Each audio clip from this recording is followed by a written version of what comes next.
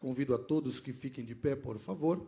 Vamos orar a Deus mais uma vez e depois, em pé como estamos, vamos receber pastor Leidir Ribeiro, que estará nos entregando a segunda mensagem desta reunião. Queridos irmãos, minhas irmãs, a paz do Senhor Jesus seja com todos. Amém. Sentem-se, por favor. Minha gratidão a Deus, que concede-me o privilégio de retornar ao nosso exuberante Mato Grosso do Sul, a nossa querida Três Lagoas, e estar adorando a Deus esta noite aqui na nossa querida DTL. Quero louvar a Deus pela vida do pastor Eduardo Lopes, nosso querido companheiro, que bondosamente nos convidou para virmos aqui cooperar com vocês esta noite. Na sua pessoa, cumprimento todos os demais diretores de nossa igreja, bem como os ministros e cada um dos obreiros que servem ao Senhor aqui nesta oportunidade. Louvar a Deus e pedir que o Senhor continue abençoando a vida do pastor Eduardo, irmã Paola, sua família, que sejam continuamente abençoados pelo Senhor nosso Deus. Quero dizer-lhes da minha felicidade de encontrar o pastor Cláudio Oliveira aqui entre nós.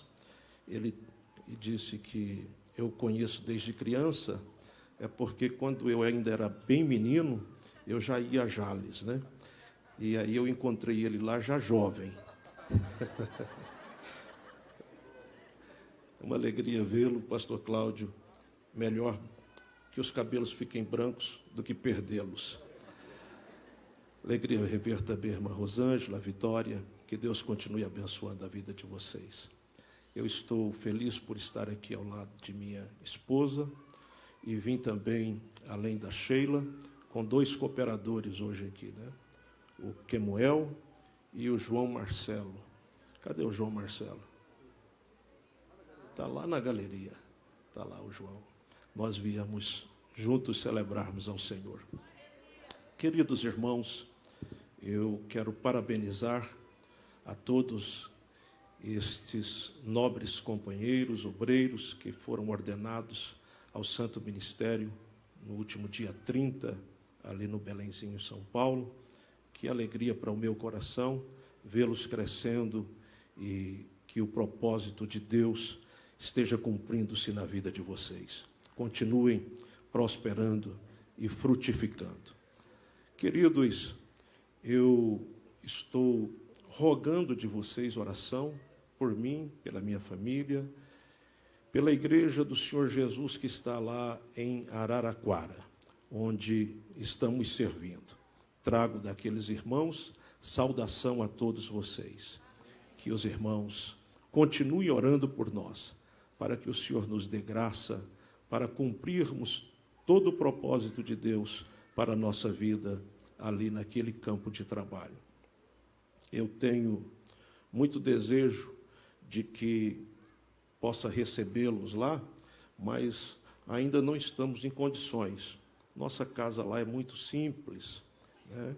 E os irmãos estão aqui numa casa muito chique, muito bonita, mas eu estou comprando um tapete vermelho lá para te receber lá, viu, pastor Eduardo? Assim que eu comprar o tapete, eu te chamo. Está difícil. Se os irmãos quiserem me ajudar com uma oferta aí, o tapete sai mais rápido, viu? Glória a Deus. Amados irmãos, quero convidá-los para lermos uma palavra para a nossa meditação esta noite. Estou preocupado, pois não quero ser prolixo e torná-los ser enfadonho e deixá-los cansados. Mas quero aqui chamá-los para a leitura em 1 Pedro, capítulo 4, versículo 12 a seguir. Primeira carta de Pedro, capítulo 4, versículo 12. Enquanto os irmãos estão encontrando a passagem bíblica anunciada, quero também dizer-lhes que não importa o tempo que passar ou onde estivermos, sempre nos alegramos e nos alegraremos com as vitórias, as conquistas da ADTL, porque sinto-me realizado e feliz em ver a bênção de Deus sobre nossa igreja aqui. Glória a Jesus. Quem encontrou, diga amém. 1 Pedro, capítulo 4, versículo 12 a seguir. Diz-nos assim a palavra do Senhor. Amados, não estranheis a ardente prova que vem sobre vós, para vos tentar, como se coisa estranha vos acontecesse. Versículo 13. Mas alegrai-vos no fato de serdes participantes das aflições de Cristo, para que também na revelação da sua glória vos regozijeis e alegreis. Se pelo nome de Cristo sois vituperados, bem-aventurados sois, porque sobre vós repousa o Espírito da glória de Deus. Que nenhum de vós padeça como homicida, ou ladrão, ou malfeitor, ou como o que se entremete em negócios alheios. Mas, se padece como cristão, não se envergonhe, antes glorifique a Deus nesta parte. Amém. Hoje eu quero refletir com os irmãos sobre o seguinte tema: como enfrentar os sofrimentos. Como enfrentar os sofrimentos à luz desse texto. Esta epístola que nós lemos é uma epístola petrina, ainda que em função do grego polido usado nessa epístola, um grego de qualidade, alguns argumentem que não foi Pedro o autor dessa missiva, desta carta. Esse argumento ele não se sustenta, porque, em primeiro lugar, Pedro assina esta carta. Lá em 1 Pedro, capítulo 1, versículo 1, ele diz: Pedro, apóstolo de Jesus Cristo, aos estrangeiros dispersos no Ponto, na Galácia, na Capadócia, na Ásia e na Bitínia. Em segundo lugar, este argumento não se sustenta, porque, embora Pedro fosse um homem humilde, que não dominasse o grego, esta epístola ela foi revisada por Silvano, se não por ele, por alguém cuja língua materna era o grego. Por esta razão, encontra-se esse grego de qualidade na carta petrina. Em terceiro lugar, este argumento não se sustenta de que não é Pedro o autor, porque mesmo lá na segunda carta de Pedro, Pedro cita a primeira carta, lá no capítulo 3 da segunda epístola de Pedro, no versículo 1 ele diz: Amados, escrevo-vos agora esta segunda carta, em ambas as quais desperto com exortação o vosso ânimo sincero, de maneira que nós nos convencemos piamente de que Pedro é o autor desta missiva. Ele escreveu esta missiva, esta carta, e alguns acreditam, e Champlin cita pelo menos dois pontos de vista. Alguns dizem, Champlin diz que, alguém diz que ele escreveu pouco antes do ano 64. Outros dizem que ele escreveu no ano 62. O Dr. Russell Shedd, por sua vez, ele disse que esta carta foi escrita entre os anos 62 a 69. Então, nós entendemos que a carta foi escrita por Pedro entre os anos 62 a 69. Existe uma leve polêmica com relação ao local onde Pedro estava quando escreveu esta carta. Porque Pedro, ele cita no capítulo 5 e versículo 13, da seguinte maneira: aquela que se encontra em Babilônia, também eleita, vos saúda, como igualmente meu filho Marcos. Meus irmãos, há aqueles poucos que defendem que Pedro estava literalmente na cidade chamada Babilônia, quando escreveu esta carta, a antiga cidade babilônica.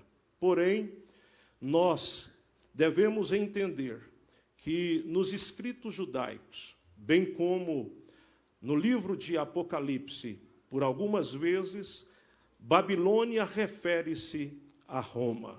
Devemos entender que a maioria dos estudiosos, eles acreditam que Babilônia aqui é uma referência, é um código para citar a cidade de Roma. Então, logo entendemos que Pedro escreveu esta carta dos anos 62 ao ano 69, não sabemos precisar, estando em Roma. Quando Pedro escreve esta carta, ele, diferente de muitas das cartas do cânon sagrado, porque a maioria delas são endereçadas a uma pessoa ou a uma igreja em particular, Pedro, por sua vez, ele escreve a muitas igrejas, aos crentes estrangeiros que estão espalhados em muitas e diferentes cidades. Ele escreve àqueles que estão em Ponto, no norte da Ásia Menor. Escreve também àqueles que estão na Galácia, no centro-sul da Ásia Menor. Escreve aos que estão na Capadócia, já no oriente da Ásia Menor. Aos que estão na Ásia, que ficava no ocidente da Ásia Menor. E também aos que estavam em Bitínia, que ficava no norte da Ásia Menor.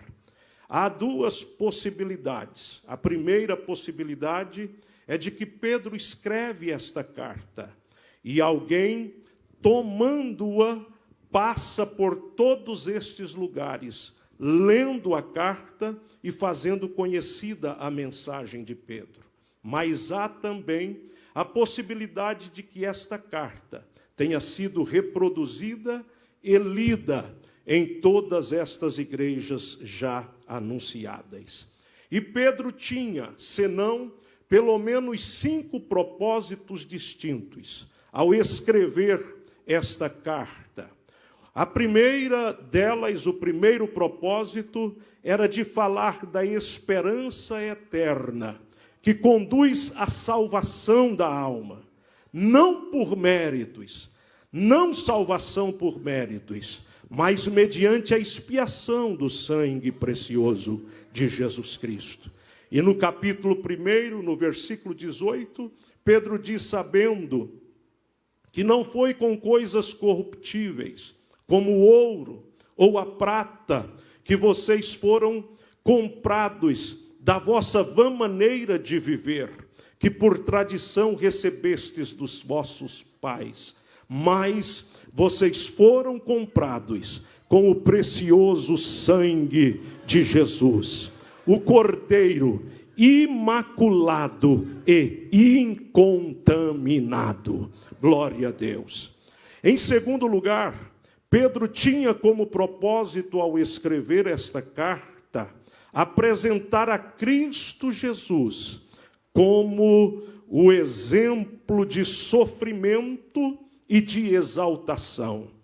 Pedro queria deixar muito claro aos irmãos que o processo, o sofrimento, é um processo que conduz à exaltação. Por isso ele diz, lá em 1 Pedro capítulo 2 e versículo 9, mas vós sois a geração eleita, o sacerdócio real, a nação santa, o povo adquirido para que anuncieis as virtudes daquele que vos chamou das trevas para a sua maravilhosa luz. Vós, que em outro tempo não éreis, mas agora sois. Glória a Jesus. Paulo também falou sobre isso, tomando Cristo como exemplo.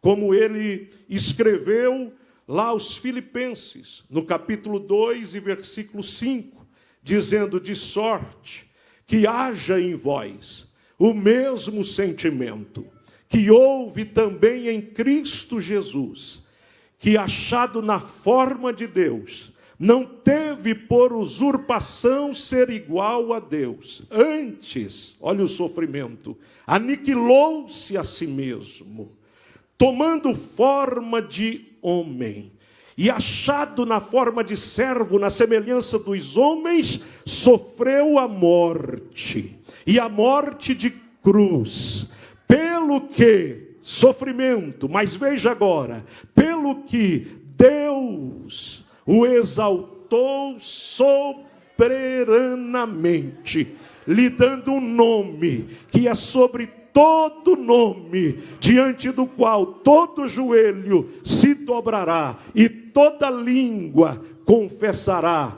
que Jesus Cristo é o Senhor, para a glória de Deus Pai.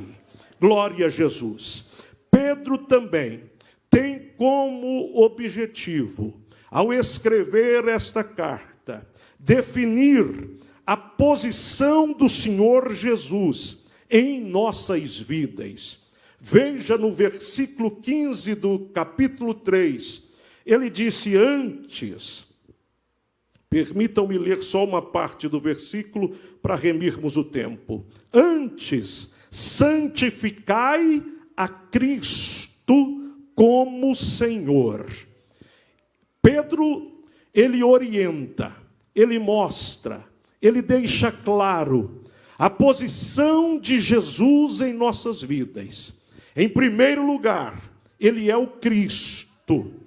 Cristo, que significa o ungido. Ele é o Cristo, que significa a plenitude do cumprimento de todas as promessas veterotestamentárias. Ele é aquele que esmagou a cabeça da serpente. Ele é a rocha ferida. Ele é a rocha que acompanhou Israel pelo deserto. Ele é o Cordeiro Pascal. Ele é aquele a respeito de quem Isaías disse: mas um filho se nos deu, um menino nos nasceu, e o principado está sobre os seus ombros, e o seu nome será Maravilhoso, Conselheiro, Deus Forte, Pai da eternidade e Príncipe da paz. Ele é o cumprimento de todas as profecias veterotestamentárias. Ele é a revelação de Deus no Novo Testamento. Quando ele reúne-se em Cesareia de Filipos com seus discípulos, ele os questiona dizendo: o que os homens estão dizendo que eu sou? E alguém diz: o Senhor está sendo comparado com Elias. Outro diz: o Senhor está sendo comparado com João Batista. Outro diz: o Senhor está sendo comparado como um dos profetas. E Jesus chama os seus discípulos para perto de si. Parece que os vejo olhando nos olhos dos seus discípulos e dizendo: e vocês? O que vocês dizem que eu sou? E Pedro, cheio de Deus, se levanta e diz: tu és, Shekalamarasúria, o Cristo, o ungido, o Filho do Deus vivo. E Jesus, olhando para ele, diz: bem-aventurado és tu, Simão Barjonas, porque não foi a carne nem o sangue que te revelou, mas o meu Pai que está nos céus. Porém, meus irmãos, ele não é apenas o nosso Salvador. Aqui está o problema grande da igreja de hoje.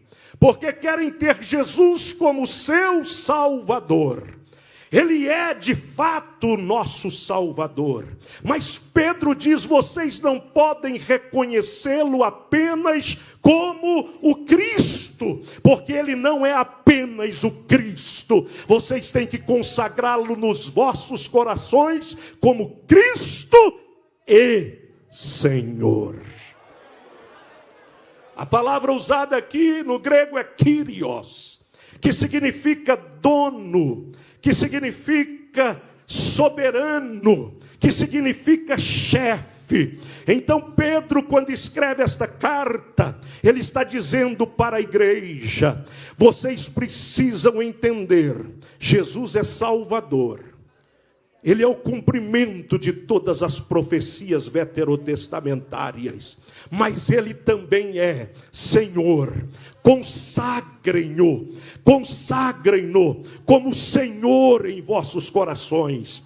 Consagrem-no como dono, como chefe, como soberano. E se ele é dono, se ele é chefe, se ele é soberano, eu não tenho querer. O querer é dele. Ele faz o que ele quer, do jeito que ele quer, com quem ele quer, a hora que ele quer. Ele determina e acontece. Se ele diz vai, vá. Se ele diz vem, vem. Se ele diz fica, fica. Se ele diz sobe, sobe. Se ele diz desce, desce. Se ele diz faz, faça. Se ele diz escolhe, escolha. Porque ele é Senhor. E você e eu somos apenas e simplesmente servos. Servos. Você pode esta noite consagrá-lo como Cristo e Senhor nos vossos corações. Se vocês podem, levantem as vossas mãos e declarem esta noite que Ele é o Senhor. Aleluia! Ele é o Senhor. E não me admira que alguns não consigam declarar, porque esta declaração não é para qualquer um.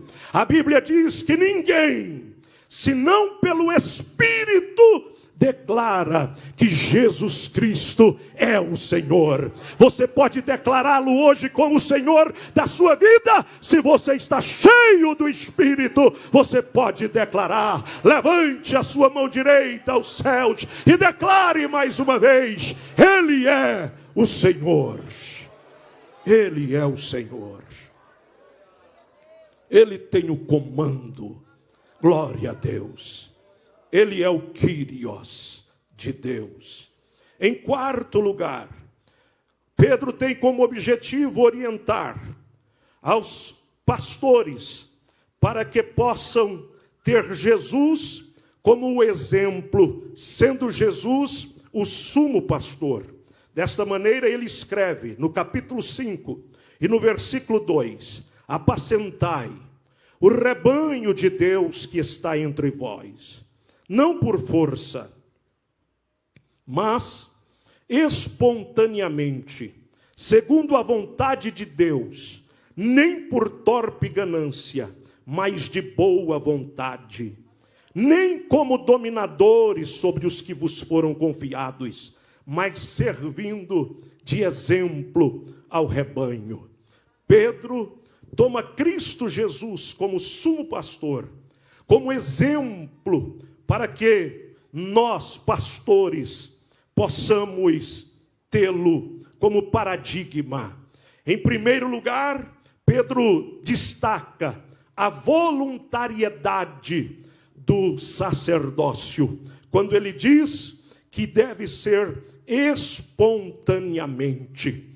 O tempo não nos permite, mas Pedro destaca também a vocação sacerdotal, porque ser pastor, ser obreiro, não é uma escolha própria, é Deus que chama, é Deus que capacita, é Deus que escolhe. escolhe.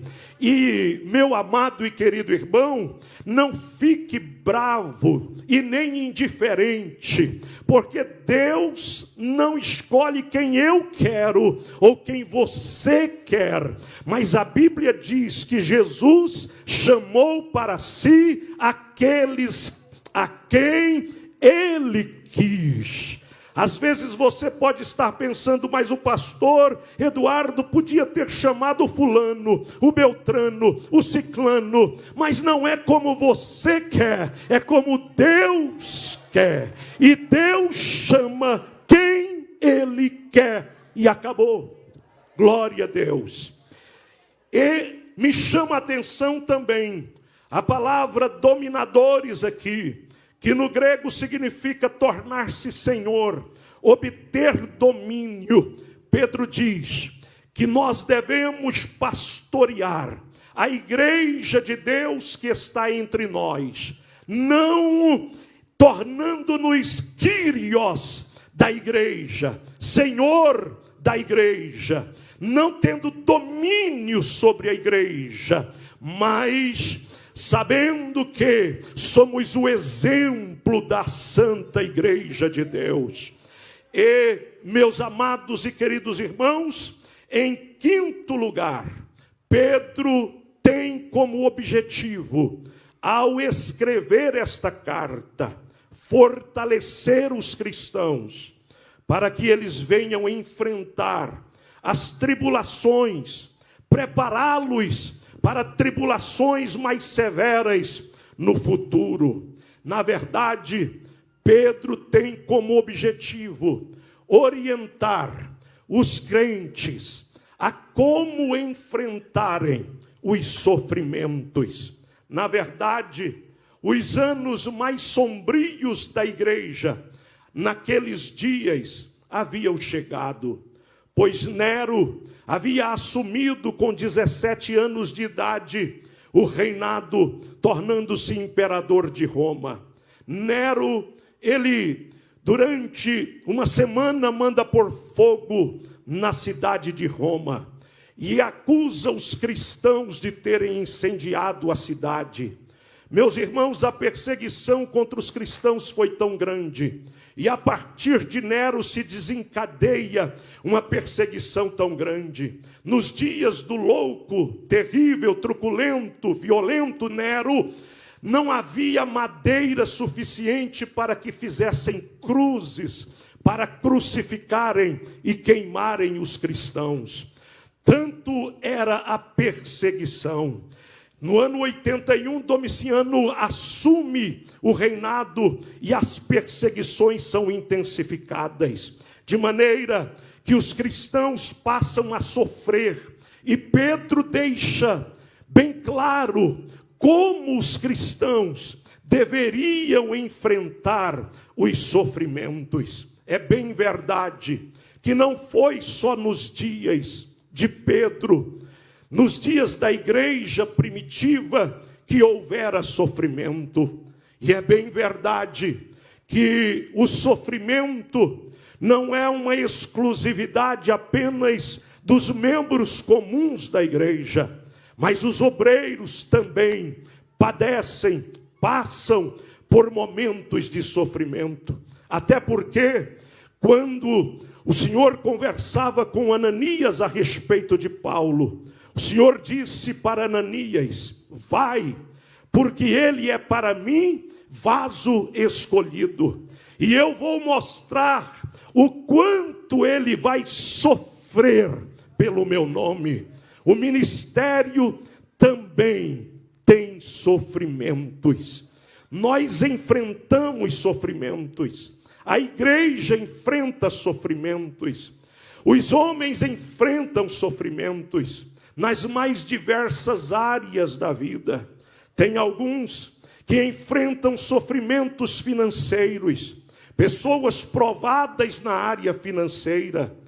Quem nunca passou ou padeceu sofrimento por conta das questões financeiras, considere-se um bem-aventurado, mas eu acredito que a maioria daqueles que aqui estão já passaram por momentos de dificuldade financeira. Eu lembro-me de dias em que eu precisei de ajoelhar-me com os sapatos virados para a parede, para que a igreja não visse os meus sapatos furados. Eu lembro-me de dias difíceis que atravessei, mas, meus amados e queridos irmãos, não é só financeiramente que nós atravessamos sofrimentos. Existem sofrimentos também com enfermidades. Quantas pessoas sofrendo por conta de estarem com enfermidades que desafiam a medicina, e como elas têm se avolumado nesses dias. Pessoas que têm enfrentado dificuldades nos relacionamentos. Quantos pais que estão vivendo conflitos dentro de casa por conta de sofrimento no relacionamento com os filhos. E principalmente quando estes estão na adolescência. Há poucos dias eu tive que atender uma família que está enfrentando um sofrimento tão grande que o filho, por conta de estar alcoolizado, entregue ao vício do álcool, ele agrediu o próprio pai, a mãe e a irmã. E o pai agredido, sofreu o início de infarto e quase veio a óbito. Quanto sofrimento a gente tem visto. Casais que estão sofrendo, meus irmãos, e como tem se avolumado e se intensificado os problemas conjugais. Quantas pessoas que estão sofrendo por perseguições, por frustrações e por decepções. Mas esta noite, Deus lhe trouxe aqui e me mandou te dizer como você deve proceder diante do sofrimento. Ora, meus amados e queridos irmãos, em primeiro lugar, Pedro diz para nós que nós devemos enfrentar o sofrimento, entendendo que o sofrimento faz parte da vida neste corpo. Pedro diz no capítulo 4, versículo 12 que lemos: amados, não estranheis a ardente prova que vem sobre vós, para vos tentar, como se coisa estranha vos acontecesse. Não estranheis o sofrimento. Pedro está dizendo, não seja surpreendido, não se surpreendais pelo sofrimento. Não fique espantado diante do sofrimento, até porque a nossa vida por aqui não é um passeio na Disney. A nossa vida por aqui não é um desfile no tapete vermelho da passarela. A nossa vida por aqui, meus amados e queridos irmãos, tem momentos de dificuldade. Senão, o Senhor não teria dito, quando passares pelas águas. Ele disse quando, veja, um advérbio de tempo. Ele não disse se passares, que seria uma conjunção subordinativa condicional, uma hipótese. Ele disse quando passares. Deus disse, vocês vão passar pelas águas, vocês vão passar pelo fogo, vocês vão enfrentar rios, mas tem uma coisa, o fogo não vai te queimar, o rio não vai te afogar, as águas não vão te submergir, porque o Senhor teu Deus é contigo por onde quer que andares. Não estranhe a provação. Jesus disse, no mundo vocês vão ter aflições, mas tende bom ânimo. Nossa vida por aqui tem desertos, cisternas, covas, vales, prisões, estradas juncadas de espinho. Nossa vida por aqui tem em sofrimento, e quando o sofrimento bater na sua porta, não estranhe. Não estranhe. Não se surpreenda com o sofrimento. Jesus nunca disse que nós não teríamos que enfrentá-los, mas ele disse: tenha bom ânimo. Glória a Deus.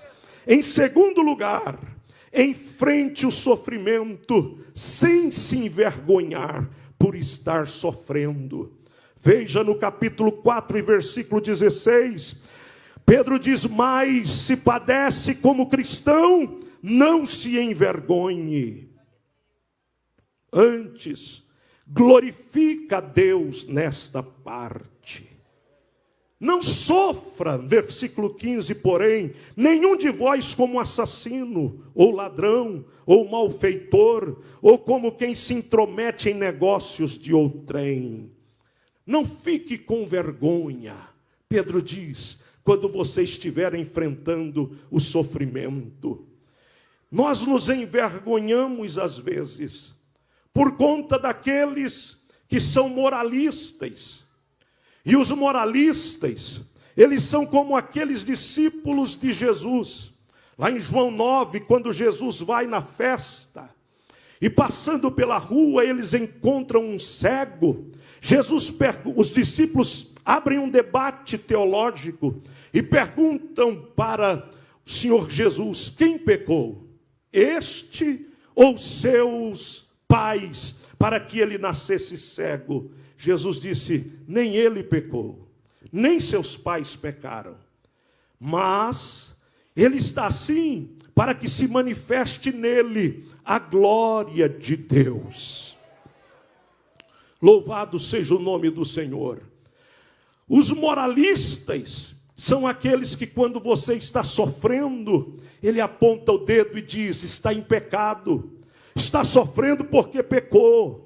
Mas entenda, meu amado e querido irmão, que nós, muitas vezes, enfrentamos sofrimento para que o nome do Senhor seja glorificado nos nossos sofrimentos.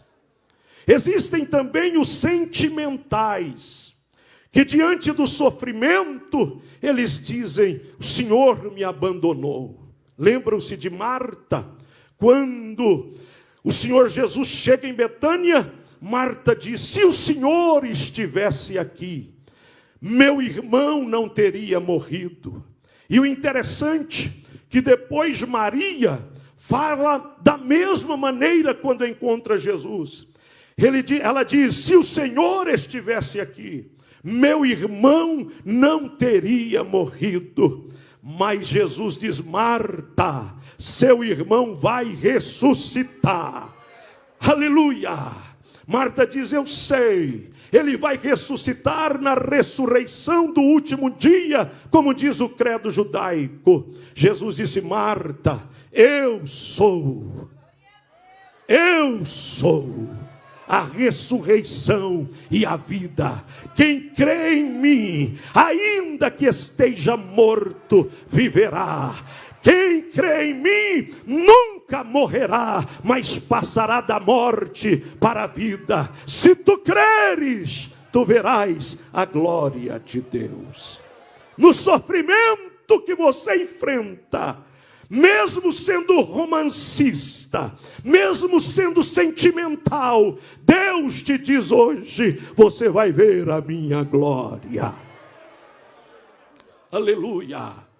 Existem, além dos moralistas e dos sentimentais, os fanáticos. Porque os fanáticos são aqueles que te acusam quando você está enfrentando um sofrimento, dizendo que você não tem fé. Está enfrentando sofrimento porque é falta de fé. E até te estimulam dizendo: determina. Meus amados e queridos irmãos, nós devemos entender que o sofrimento não é sinônimo da ausência de Deus. Não. Sofrimento não é sinônimo de pecado. Sofrimento faz parte da nossa vida, da nossa passagem por aqui. E Deus será glorificado nos nossos sofrimentos. Portanto, não tenha vergonha do sofrimento.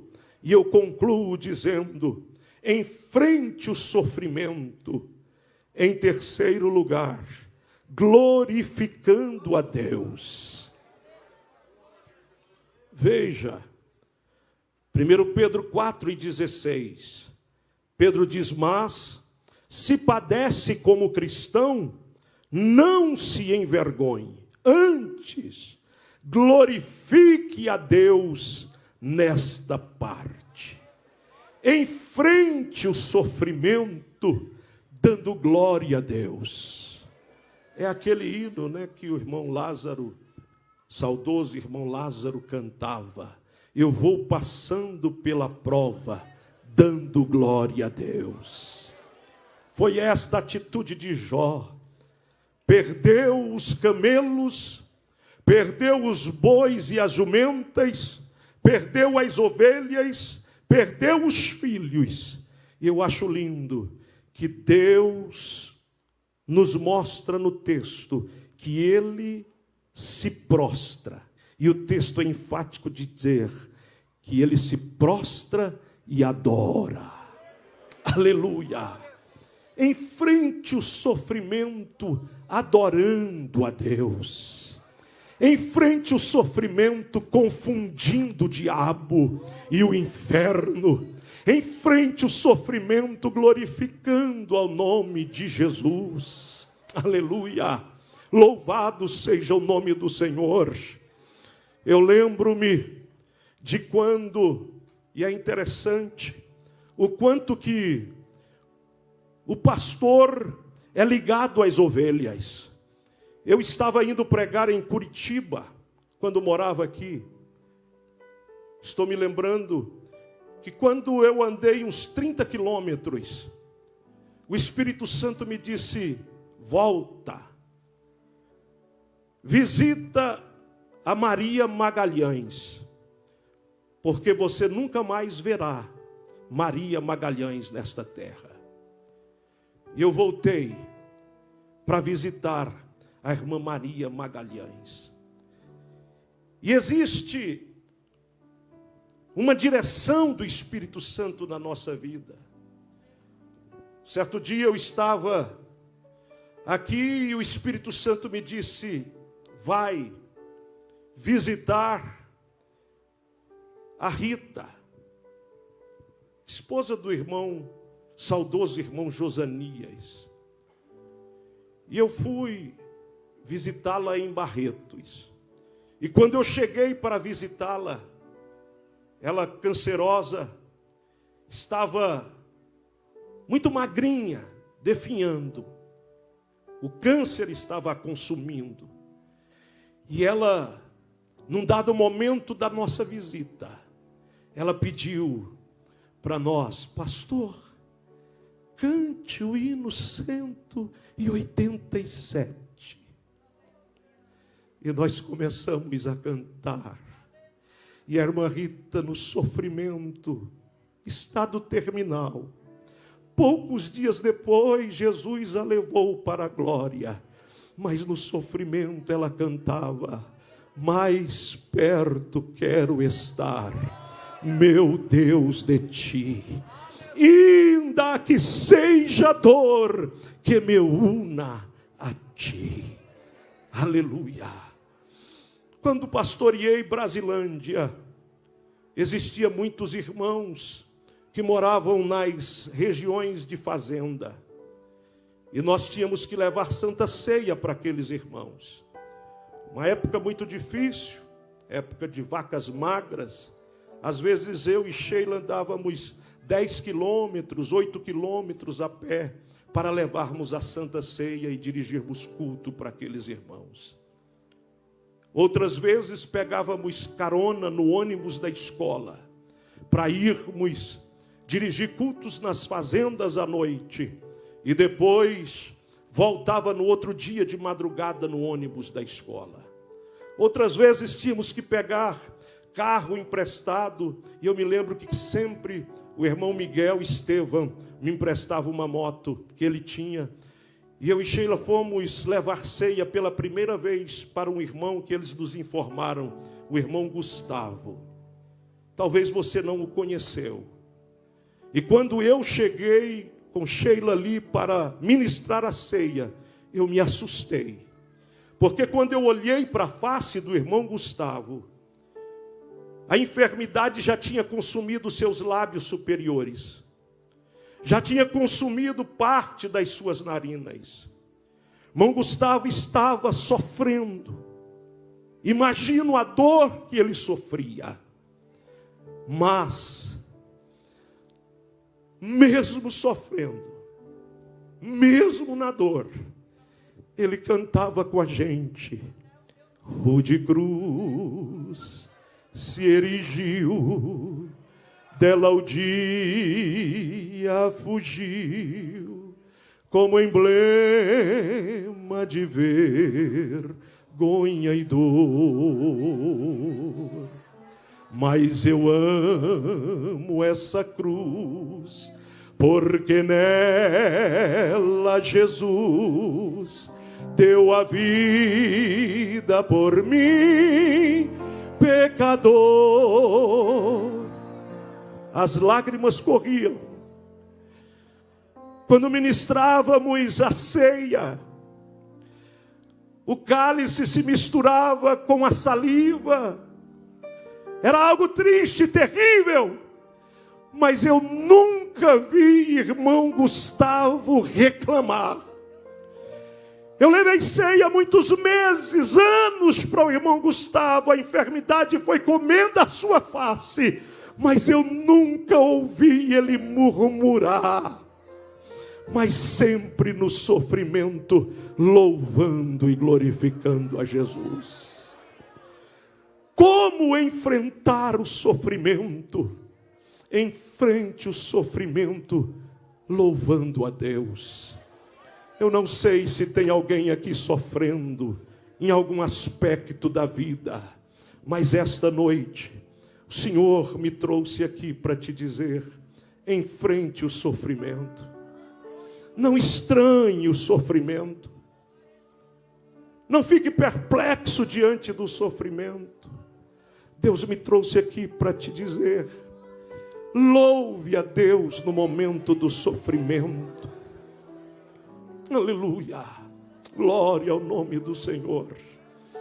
E não abandone, não abra mão, não saia da sua posição, não deixe o seu chamado.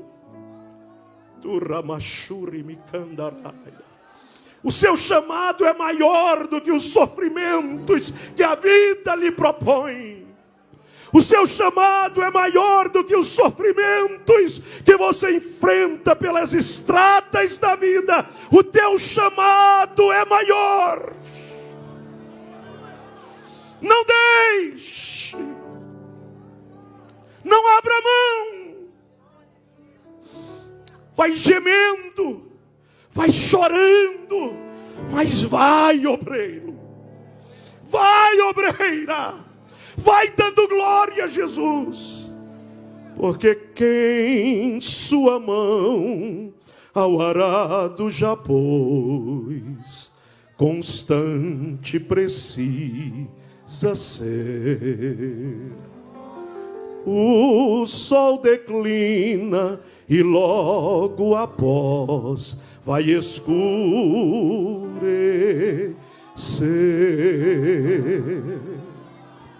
Avante em Cristo pensando,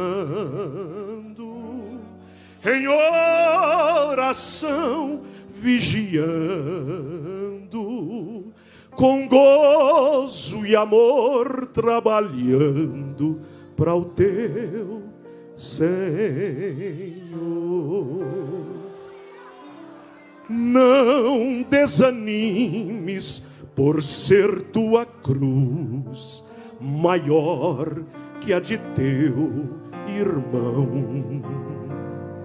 A mais pesada levou teu Jesus, te consola então. A tua cruz vai levando, como Jesus perdoando, alegremente andando para o lindo céu. Olha, quando enfim tu largares a cruz, Jesus te coroará.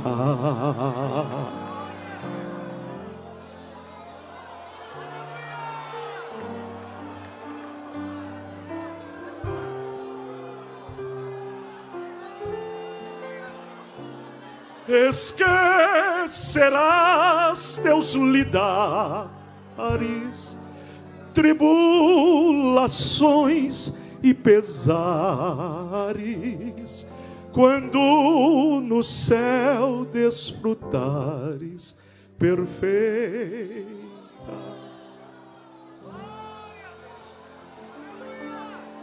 Não sei se os vejo outra vez aqui, mas tenho certeza que encontrarei vocês na sala da coroação. Deus os abençoe.